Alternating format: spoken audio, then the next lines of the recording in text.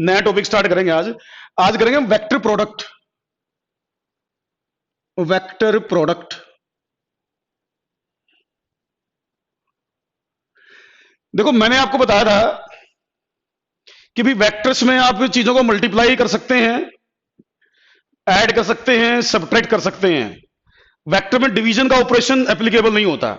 Vector में division का operation applicable नहीं होता, तो एडिशन हो सकती है वेक्टर्स की, मल्टीप्लिकेशन हो सकती है, सबट्रैक्शन भी हो सकती है। तो एडिशन और सबट्रैक्शन तो हम पढ़ चुके हैं। आज का जो टॉपिक है वो है वेक्टर प्रोडक्ट। तो वेक्टर प्रोडक्ट हम डिस्कस करेंगे आज। तो वेक्टर प्रोडक्ट में ना देखो, वेक्टर्स के दो तरीके से प्रोडक्ट होते हैं बेटे। वेक्टर प्रोडक्ट के दो मेथड हैं, एक को बोलते हैं स्केलर प्रोडक्ट और एक को बोलते हैं क्रॉस प्रोडक्ट। तो हम पहले डिस्कस करेंगे स्केलर प्रोडक्ट। स्केलर प्रोडक्ट और डॉट प्रोडक्ट, दो नाम है इसके। स्केलर प्रोडक्ट और डॉट प्रोडक्ट।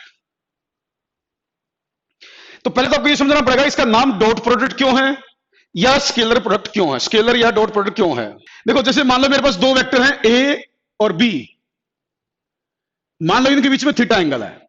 ए और बी दो वेक्टर हैं, इनके बीच में थीटा एंगल है। आपको कहेंगे भी इनका डॉट प्रोडक्ट करो, आपको ये बोला जाएगा कि इनका डॉट प्रोडक्ट कीजिए। तो बेटा पहले तो हमें देखना पड़ेगा इसको लिखा कैसे जाता है डॉट प्रोडक्ट को,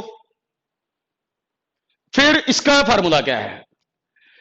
बेटा जैसे ए और बी दो वेक्टर हैं, थीटा इनके बीच में एंगल है, मेरे को कहा इनका डॉट प्रोडक्ट करना है, तो इसको लिखने का तरीका है vector A dot vector B. लिखने का तरीका क्या बोला हमने, vector A dot vector B. तो ए डॉट बी इस तरह का लिखना है तरीका, इसमें बीच में डॉट लगाना है आपने, इसलिए इस प्रोडक्ट का नाम डॉट प्रोडक्ट है। वेक्टर्स के बीच में डॉट लगाया जाता है और डॉट के अलावा कुछ और नहीं लगा देंगे, और लगा दिया आपने मल्टीप्लाई का निशान लगा दिया तो गलत हो जाएगा। तो वेक्टर्स के बीच में डॉट लगाया जाता है, इसलिए इसका नाम है डॉट प्रोडक्ट। डॉट बोलने के पीछे रीजन ये है। अब इसकी वैल्यू क्या होगी, इसकी वैल्यू होगी, ये याद करनी पड़ेगी वैल्यू। सोचो भी कहां से आई, ये तो फार्मूला है, याद करना है आपको। तो A dot B is equal to magnitude of A magnitude of B into cos theta. A dot B is equal to A B cos theta, ये फार्मूला है जो आपको ध्यान रखना है डॉट प्रोडक्ट का। कोई बच्चा सोचे कहां से आ गया, बेटा ये तो मैथमेटिकल है, सब कुछ याद रखना होता है, बेसिक सा फार्मूला है कि A dot B is equal to A B cos theta. तो ये मैग्नीट्यूड है ए का, ये बी का मैग्नीट्यूड, थीटा इनके बीच का एंगल है। आप चाहो तो इसको बी डॉट ए लिख लो, B dot A that will also equal to B A cos theta, B A cos theta. तो बी ए कॉस थीटा या ए बी कॉस थीटा में कोई फर्क नहीं है। इसका मतलब ये कह सकते हैं ए डॉट बी और बी डॉट ए इक्वल होंगे, ए डॉट बी और बी डॉट ए इक्वल होंगे।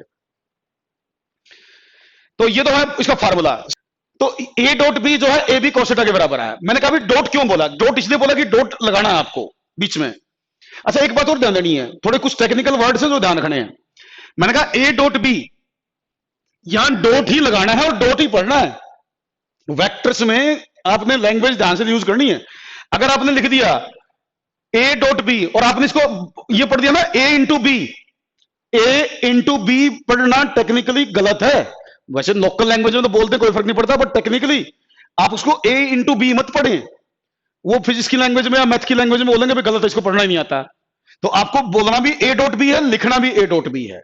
ये पॉइंट ध्यान देना है। इसमें वेक्टर में ना मल्टीप्लाई या इनटू ऐसे वर्ड यूज नहीं होते वेक्टर में, डॉट या क्रॉस ऐसे कुछ वर्ड होते हैं, तो ये डॉट बोलना है और डॉट ही लिखना है। अच्छा इसका दूसरा नाम है स्केलर प्रोडक्ट। आपसे पूछेंगे इसको स्केलर प्रोडक्ट क्यों कहा भाई, स्केलर प्रोडक्ट बोलने के पीछे क्या रीजन है।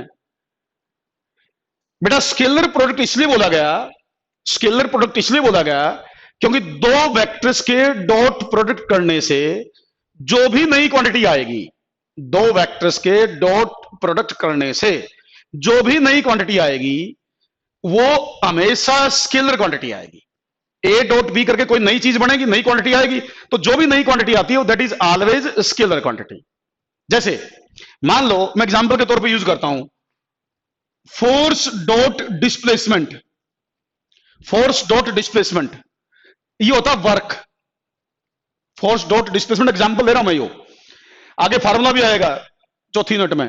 Force dot displacement is work. तो वर्क जो है ना दो के डॉट प्रोडक्ट के बराबर आया। वर्क जो है फोर्स और डिस्प्लेसमेंट के डॉट से आया है, इसका मतलब वर्क स्केलर है। ये अंडरस्टूड होगा कि वर्क स्केलर है, क्योंकि जब भी दो वेक्टर के डॉट करने से कोई भी नई चीज आएगी ना, वो नई चीज हमेशा स्केलर होगी, इसलिए इसका नाम है स्केलर प्रोडक्ट। ऐसे ही force dot velocity, force dot velocity power, power, तो power is also scalar, power is also scalar, क्योंकि दो के डॉट करने से आई है। तो जब भी दो क्वांटिटीज के डॉट करोगे तो नई क्वांटिटी जो भी बनेगी वो हमेशा स्केलर क्वांटिटी बनेगी, इसलिए इसका नाम स्केलर प्रोडक्ट है। तो डॉट क्यों बोला, स्केलर क्यों बोला, फार्मूला क्या है, ये चीज याद रखनी है। ये मैंने एग्जांपल के तौर पे ले लिए, एग्जांपल और भी बहुत सारे हो सकते हैं, मैंने वो एग्जांपल लिए जो आपके 11th में यूज होंगे। +2 में भी इस तरह के बहुत सारे एग्जांपल हैं जहां दो क्वांटिटीज की आप डॉट करते हो, नई क्वांटिटी आ जाती है। तो यहां मैंने वो एग्जांपल लिए जो हमें +1 में यूज करने हैं आगे चल के। बाकी इसके अलावा भी एग्जांपल है, फ्लक्स वगैरह के बहुत सारे एग्जांपल दिए जा सकते हैं जो दो क्वांटिटी के स्केलर प्रोडक्ट से क्वांटिटी नहीं आती है। चलो अभी तो ये बात आई भाई स्केलर प्रोडक्ट क्या होता है, फार्मूला क्या बनेगा, स्केलर क्यों बोला, डॉट क्यों बोला। जैसे मैंने कहा भी दो वेक्टर हैं, A dot B is equal to A B cos theta. तो आप देखो डॉट प्रोडक्ट थीटा पे डिपेंड करता है।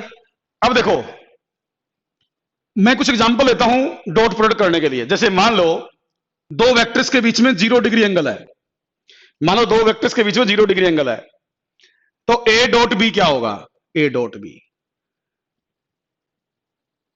ए बी कॉस 0, कॉस 0 1 होता है बेटा, कॉस 0 1 होता है।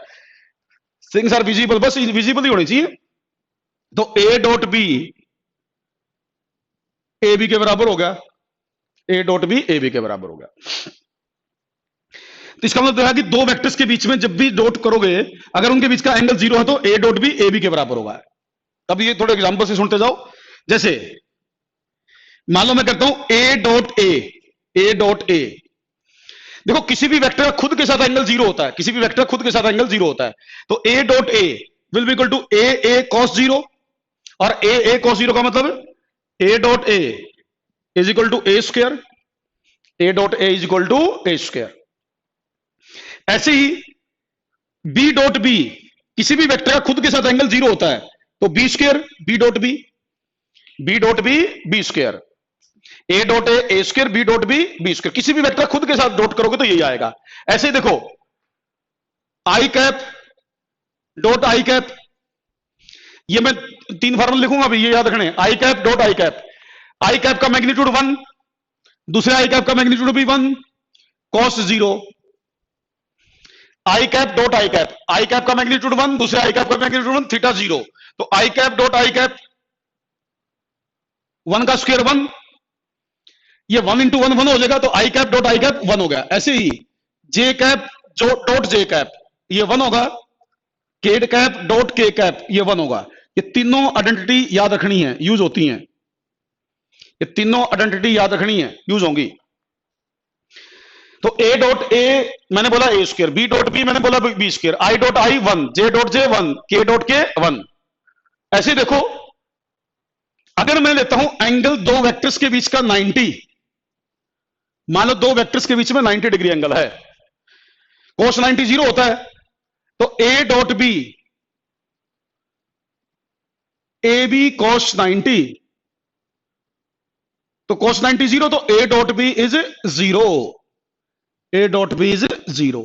तो जब भी एंगल 90 डिग्री होगा, मतलब जो वेक्टर परपेंडिकुलर होते हैं, जो वेक्टर परपेंडिकुलर होते हैं उनका डॉट प्रोडक्ट 0 होता है, जो वेक्टर परपेंडिकुलर होते हैं उनका डॉट प्रोडक्ट 0 होता है। यह है मेन बात। तो परपेंडिकुलर वेक्टर्स का डॉट प्रोडक्ट 0। जैसे आई cap dot j cap, i cap dot j cap, बताओ क्या आना चाहिए, बिल्कुल सही 0 0, वेरी गुड वेरी गुड। तो i cap dot i cap 0, i cap dot j cap, sorry, i और जे एक एक्स के लॉन्ग एक वाई के लॉन्ग, इनमें से एक एक्स के लॉन्ग है एक वाई के लॉन्ग, तो इनका डॉट प्रोडक्ट 0 है। ऐसे ही जे डॉट के 0, के डॉट आई 0, इस तरह के जो भी होंगे ना, आई जे का, के आई का, जे के का, इनका सबका आपस में 0 आएगा, क्योंकि इनके बीच में एंगल होता है 90 डिग्री। तो ये सब इस तरह के होंगे। आई ये करने पड़ेंगे, इसलिए वो एग्जांपल बोल दे रहा हूं जो मुझे यूज करने हैं, इसलिए मैंने वो लिए। आई डॉट जे मुझे जरूरत पड़ेगी, जे डॉट के है, के डॉट आई है, या आई डॉट आई, जे डॉट जे, के डॉट के, इन सब की जरूरत पड़ेगी अपन है। तो वही एग्जांपल मैं ले रहा हूं ताकि मैं जब लिखूं तो आपको पता चले, हाँ जी बताया था सर ने। तो ये डॉट प्रोडक्ट 0 डिग्री पर, 90 डिग्री पर, ऐसे कोई भी एंगल हो, अगर हमें एंगल पता होगा तो डॉट प्रोडक्ट की वैल्यू बताई जा सकती है। एग्जांपल लेता हूं एक दो छोटे छोटे और एग्जांपल लेता हूं मैं। देखो भाई,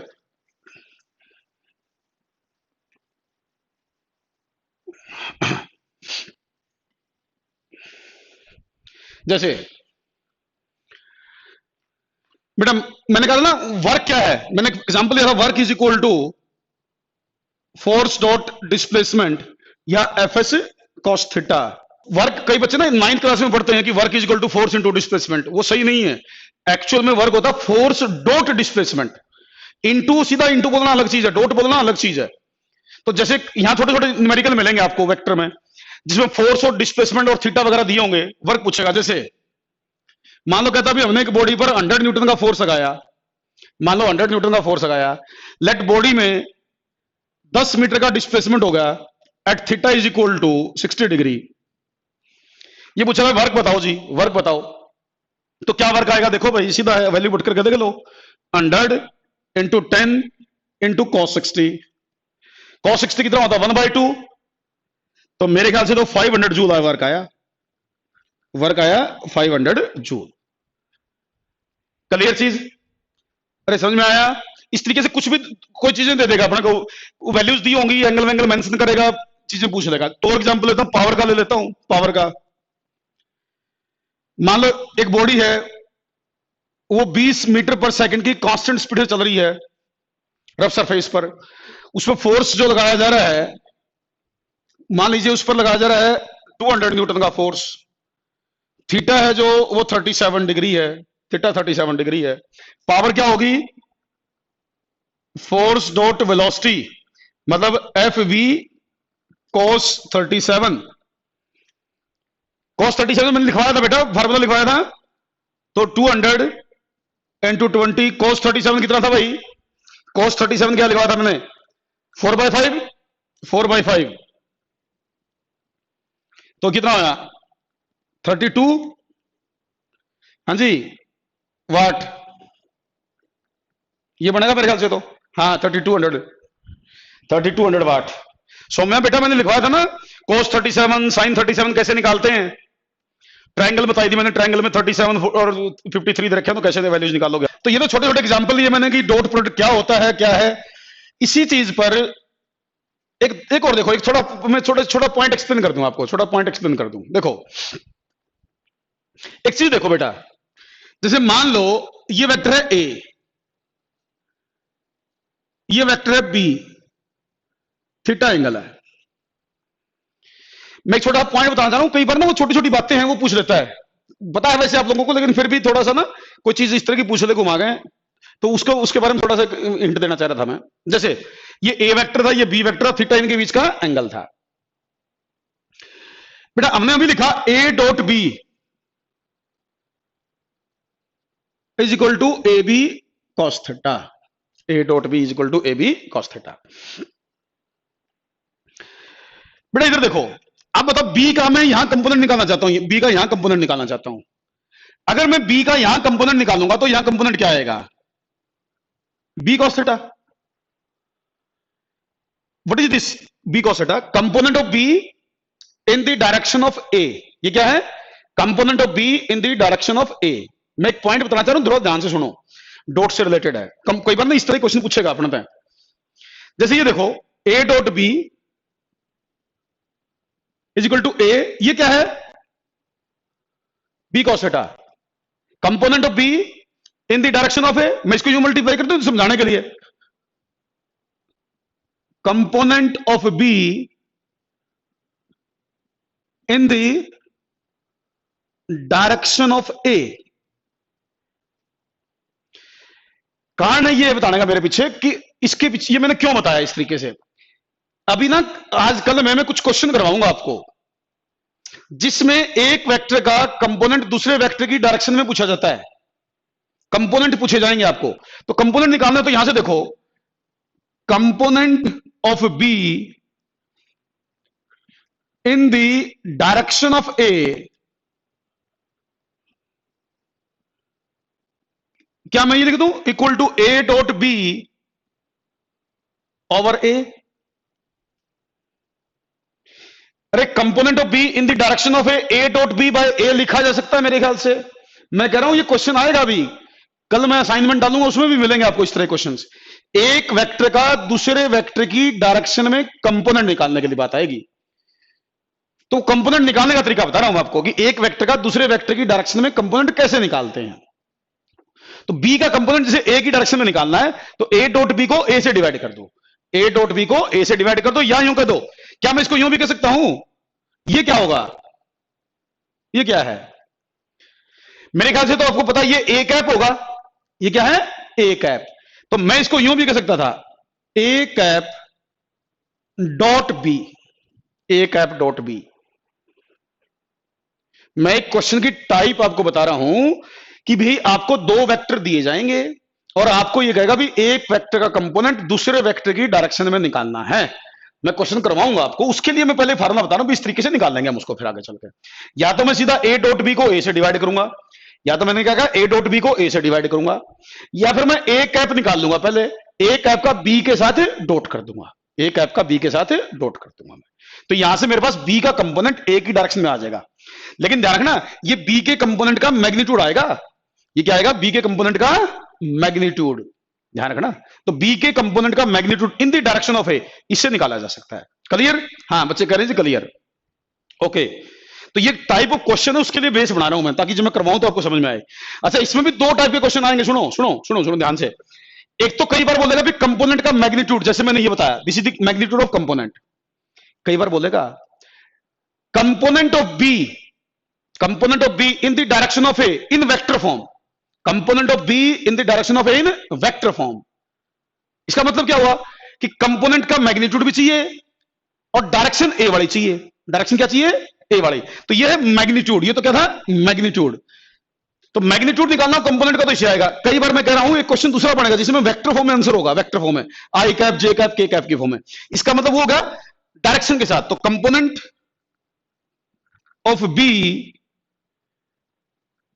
इन द डायरेक्शन ऑफ ए, ये पॉइंट नोट करना ध्यान से भाई, ये बड़े अच्छे क्वेश्चन से होते हैं ये। तो वो होगा B cos theta into A cap, B cos theta into A cap.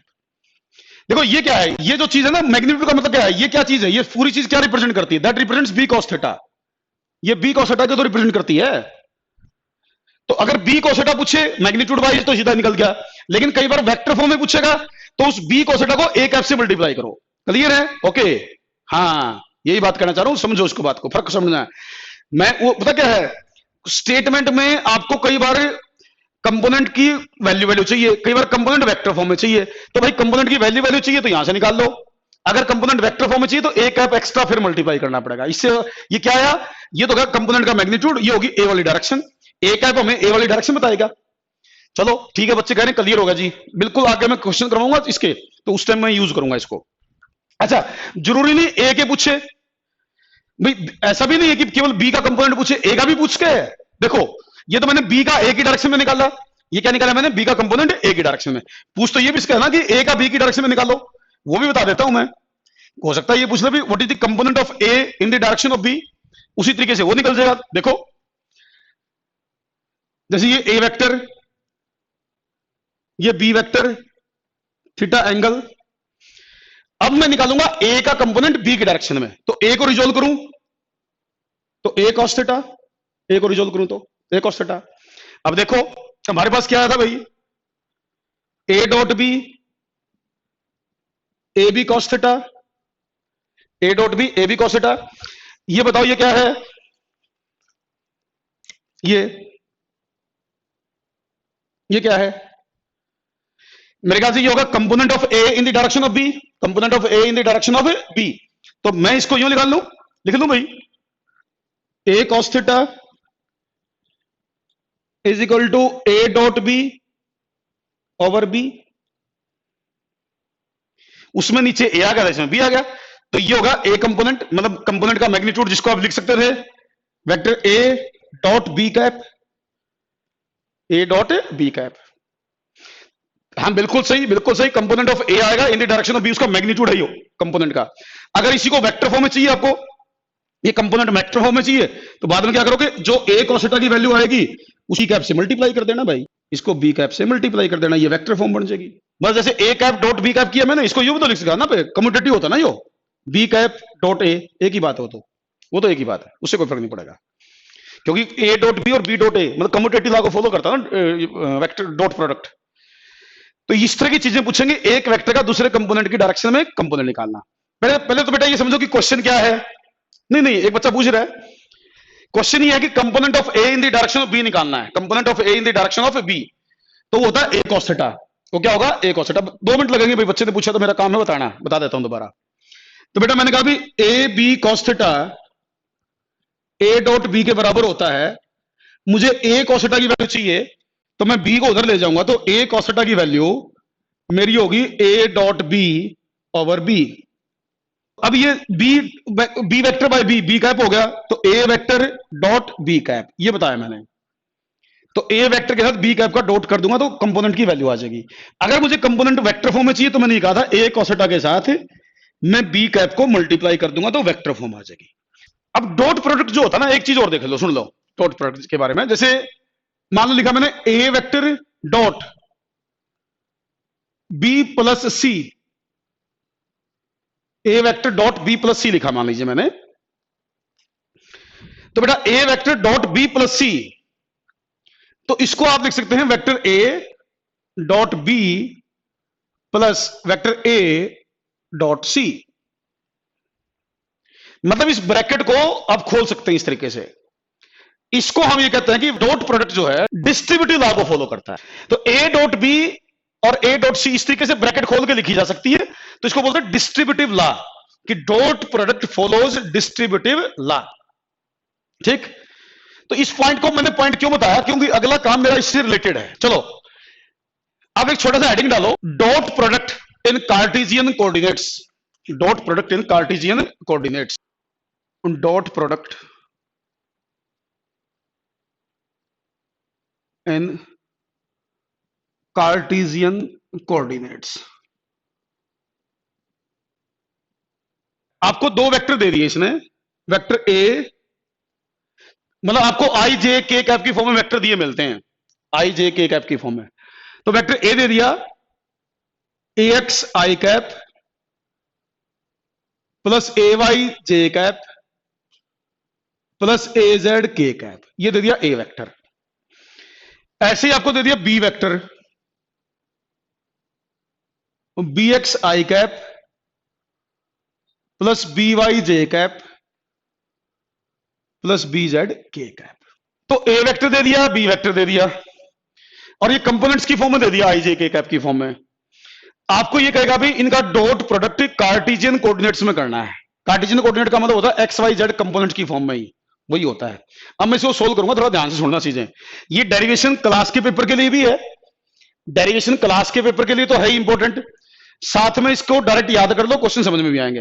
अब जैसे देखा भाई इसको कार्टेशियन कोऑर्डिनेट की फॉर्म में लिखना है, तो आप क्या करें, vector A dot vector B यूं लिखें, तो A X I cap plus A Y J cap plus A Z K cap dot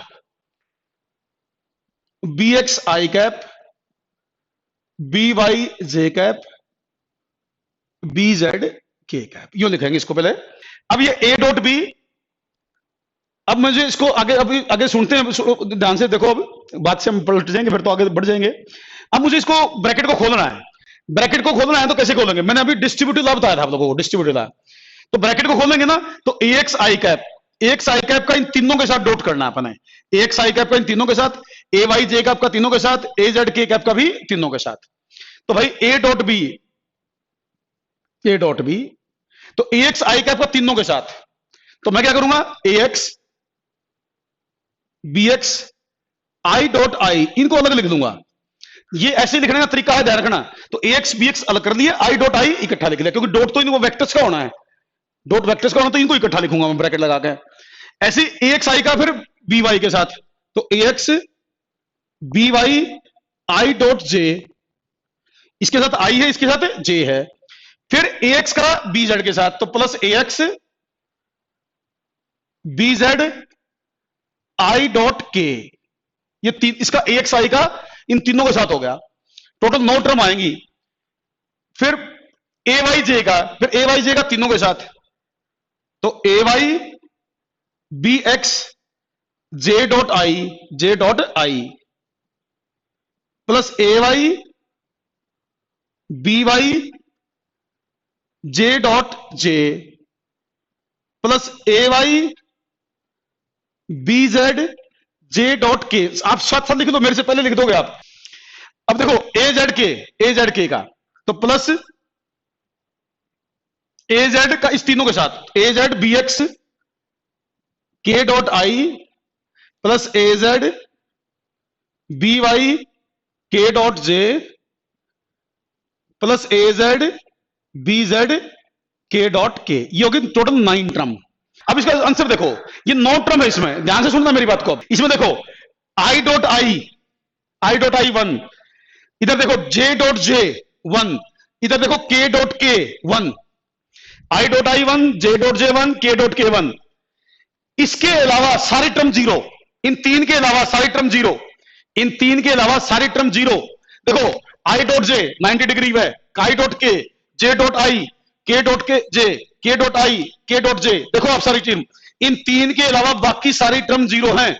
ये 1 हो गया, ये 1 हो गया, ये 1 हो गया, बाकी सारी जीरो। तो आंसर क्या बना भाई, मेरे आंसर क्या बना, a dot b is equal to ax bx plus ay by plus az bz। ये बना आपके पास डॉट प्रोडक्ट का फाइनल आंसर। देखो अब ध्यान से, ये आंसर आएगा।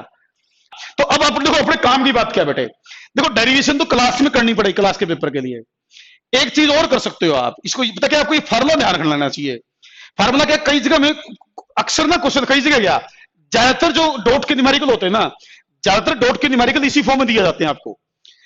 अगर आई कैप जे कैप की फॉर्म में डॉट के न्यूमेरिकल दे रखे हो, कोई क्वेश्चन दे रखा हो, तो आपने डॉट करना हो तो ये इन दोनों को मल्टीप्लाई कर दो, इन दोनों को मल्टीप्लाई कर दो और इन दोनों को मल्टीप्लाई कर दो।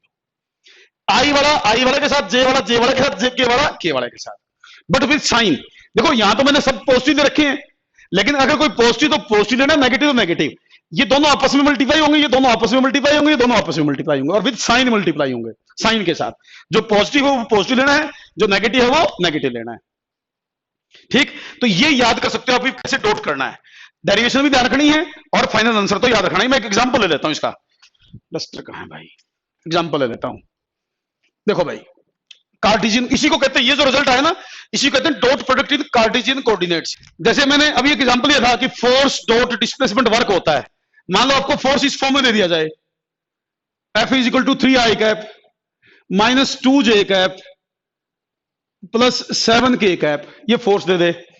डिस्प्लेसमेंट इस फॉर्म में दे दे, displacement i cap plus 6j cap plus 4k cap, ये डिस्प्लेसमेंट दे दे। ठीक, आपको कहता है फोर्स और डिस्प्लेसमेंट दे रखे, find work done, work done निकालो, फाइंड वर्क। तो वर्क क्या होता है, फोर्स डॉट डिस्प्लेसमेंट, वर्क क्या होता है, फोर्स डॉट डिस्प्लेसमेंट।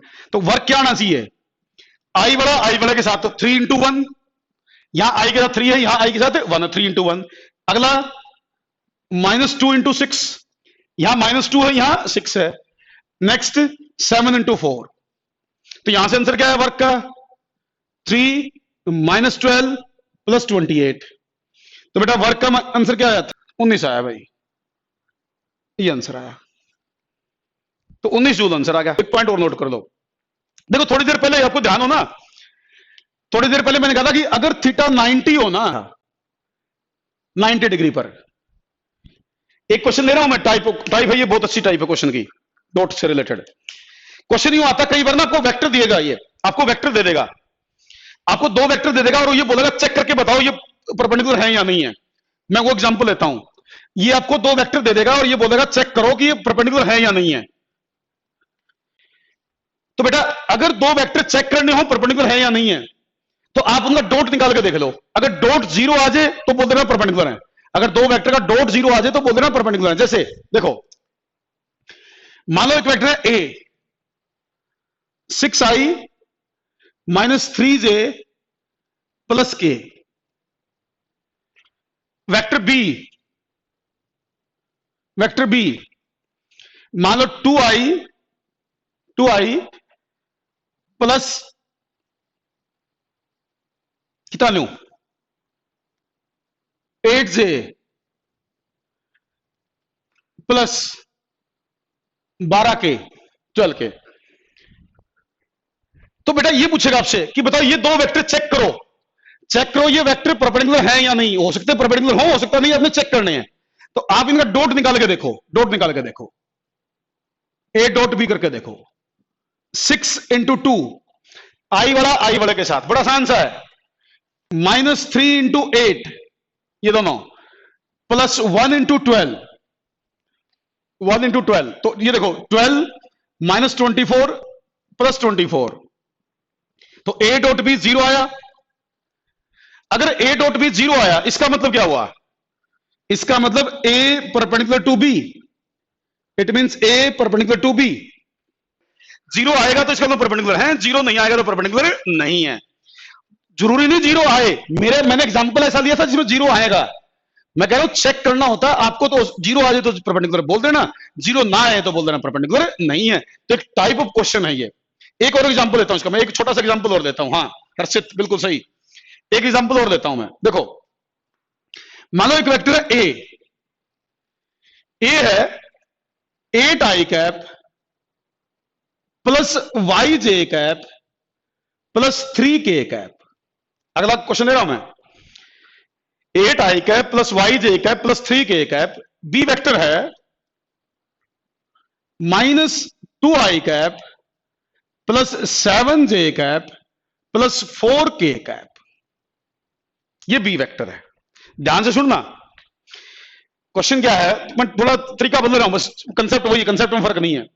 क्वेश्चन ये है कि कहता है कि if A and B are perpendicular, if A and B are perpendicular then what is the value of y।